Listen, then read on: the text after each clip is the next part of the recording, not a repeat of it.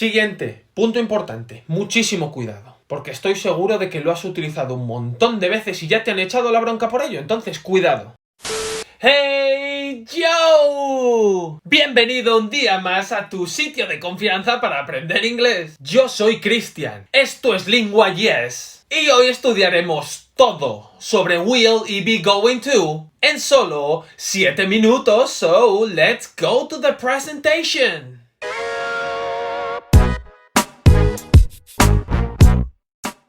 Bueno.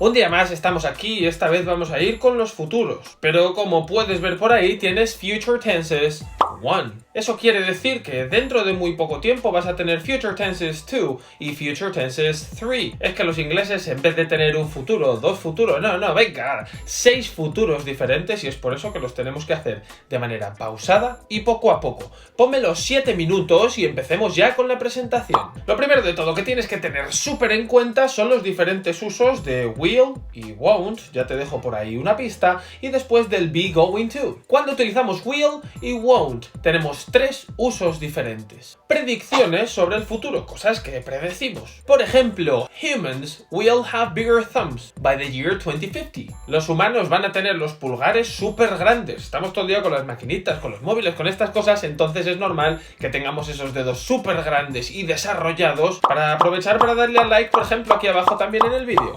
Punto número 2. Para tomar decisiones espontáneas o instantáneas, es decir, decisiones que no teníamos premeditadas y que las tomamos en ese mismo momento. El ejemplo que tienes por ahí. Hi, how can I help you? What pizza would you like? Let me think. Okay, I will have the pineapple pizza. Certo. Pineapple pizza. That's very normal.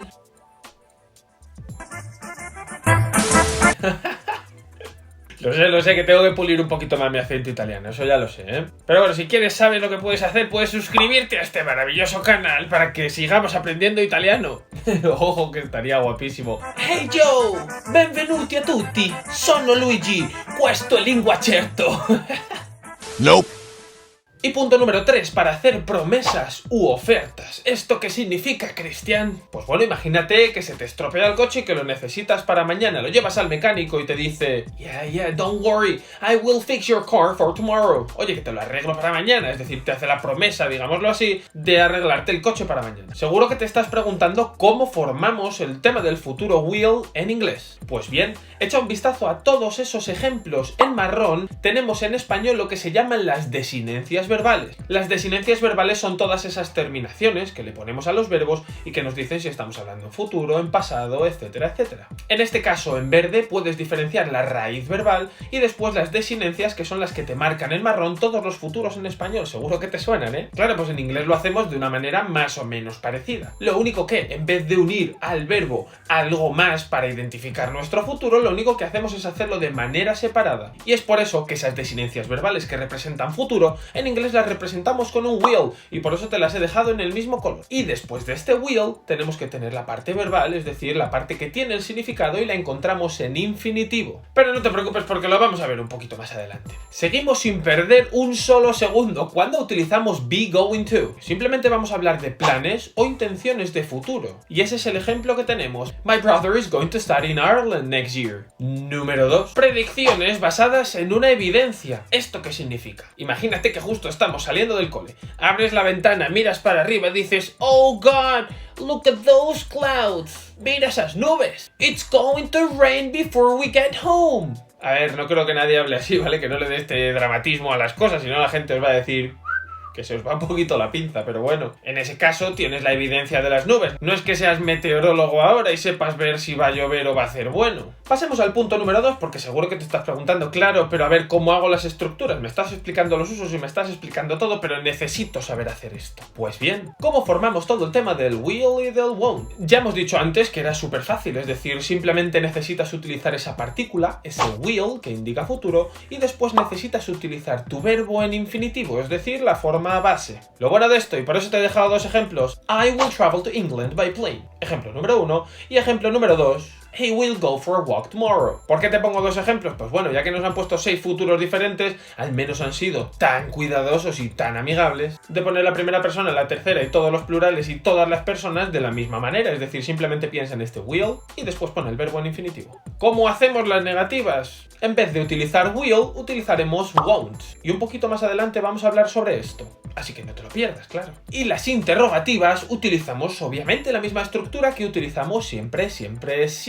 WH, que se puede omitir, auxiliar, sujeto, verbo y objeto. De tal manera que debajo de la posición de tu auxiliar lo único que tienes que hacer es poner el will y después en la posición de verbo, es decir, en el verde, colocaremos nuestro verbo en infinitivo. ¿Cómo vamos a formar este be going to? Vamos a este siguiente paso. Pues bien, primero de todo, date cuenta de que tienes un be en primera posición y por tanto, a la hora de conjugarlo tienes que pensar si tienes que utilizar am, is o are, dependiendo del sujeto que tengas antes, claro. Después de be going to, utilizamos un infinitivo también, con lo cual I'm going to get that job, o he's going to prepare pasta for dinner, o they are going to finish their homework soon. Para el tema de la negativa, simplemente tienes que poner la partícula not junto con tu verbo to be, de tal manera que tienes la misma estructura que para las afirmativas, lo único que utilizando am not, is not o are not. Y las interrogativas, debajo de tu posición de auxiliar, utilizas ese verbo to be, y después en la parte verbal utilizas going to, más el verbo en infinitivo. Ahora, punto súper importante, el tema de las contracciones.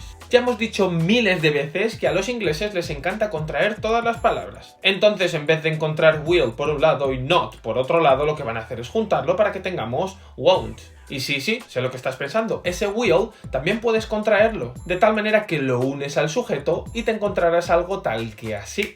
No obstante, puedes utilizar la forma contraída y la forma sin contraer, eso ya lo dejo a tu elección. En el caso del be going to, vas a hacer las mismas contracciones que hacías con el verbo to be, es decir, I'm going to, she's going to, we're going to y todas estas cositas que ya recuerdas. En el caso de la negativa podrás utilizar he's not going to o he isn't going to. Y respuestas cortas, date cuenta de que siempre decimos que en español podemos responder siempre con sí o no. En inglés no es simplemente de esa manera y tenemos que utilizar en la respuesta siempre el auxiliar que estemos utilizando para hacer la pregunta. De tal manera que en una pregunta con will, a la hora de responder de manera corta diremos yes I will, no I won't. Y para responder con el be going to diremos yes I am, no I'm not, yes he is, no he's not, yes we are, no we're not. Siguiente, punto importante, muchísimo cuidado, porque estoy seguro de que lo has utilizado un montón de veces y ya te han echado la bronca por ello, entonces cuidado. En los exámenes, nunca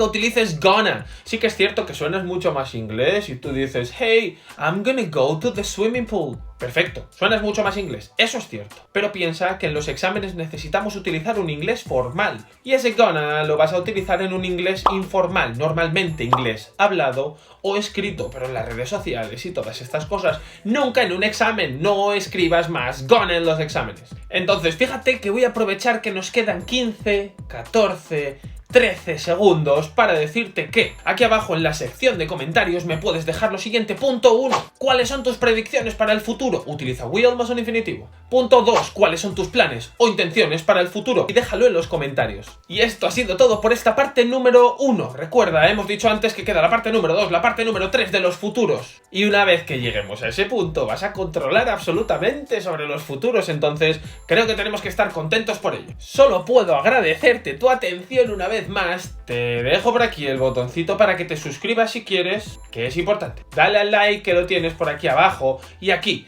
te dejo una sugerencia de un vídeo que puede que te interese. Thank you for your attention. Bye.